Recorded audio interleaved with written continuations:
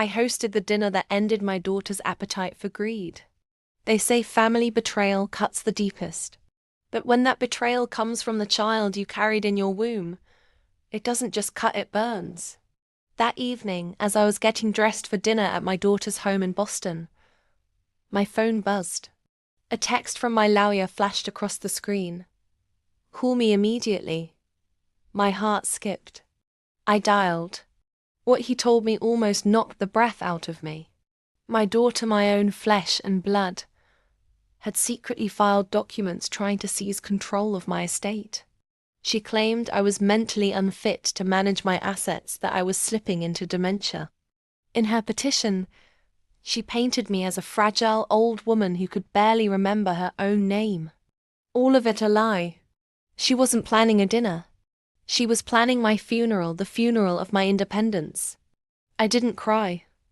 I didn't scream.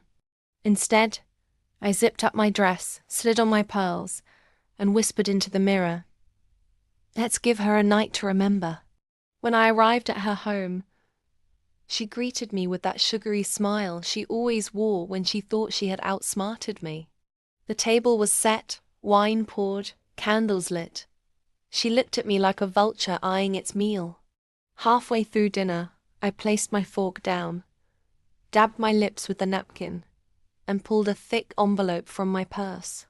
"Sweetheart," I said, "your lawyer and my lawyer must not be talking, because they sent me this." Her face drained of color as I slid the envelope across the table. Inside, a copy of her fraudulent petition, stamped with the court's rejection. The lawyer hadn't just told me, he'd already shut it down. And to make it even sweeter, I'd added my own surprise. Documents disinheriting her entirely. "You wanted to prove I was incompetent," I told her, my voice calm but sharp as glass. "Congratulations, you proved you're unworthy." She stammered, begged, tried to explain. But I wasn't finished. I revealed the second twist. I had already signed over control of my estate into a trust managed by a charitable foundation in my name. The mansion, the businesses, the fortune, all of it would outlive me, but none of it would ever touch her greedy hands. Her appetite vanished. Mine never tasted better.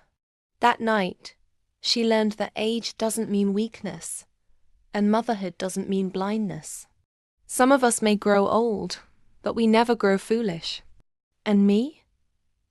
I didn't just walk out of her house, I walked out of her life. For good.